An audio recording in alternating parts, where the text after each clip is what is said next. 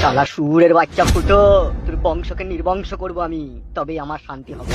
শালা তুই চিনিস না এমএলএ বিকাশ দত্তকে? একটা বড় ভাই কি চিন্তা ভাবনা করছেন?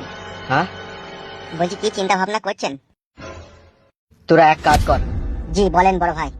ফালতু তারাই টাঙানো আছে নাকি? জি বড় ভাই। ওকে আমার কাছে নিয়ে আয়। ফালতুকে লিখি করবেন বড় ভাই আপনি? তোকে যেটা বললাম সেটা কর। ঠিক আছে বড় ভাই, ঠিক আছে। সাদা কুকুর তুই শুধু আমার সাথে চল। ঠিক আছে চো। এ হামসাফার, বলেন বড় ভাই। তুই একা যা, তুই একা লিয়াঙ্গা, সাদা কুকুর এখানে থাক। তাই হবে বড় ভাই, তাই হবে। ঠিক আছে যা। সাদা কুকুর এখানে আয়। বলো বড় ভাইজান। তুই গোপনে গোপনে একটা কাজ কর। কি কাজ বড় ভাইজান বলেন?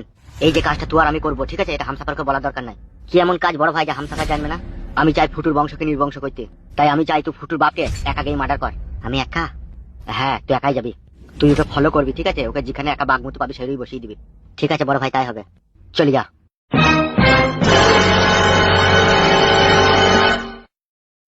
শালা শুয়োরের বাচ্চা ফুটো, তোর বংশকে নির্বংশ করব আমি, তবেই আমার শান্তি হবে।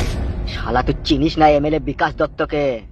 একটা কথা, চাচ্চা, আমি কিন্তু পাক্কা হারামির বাচ্চা।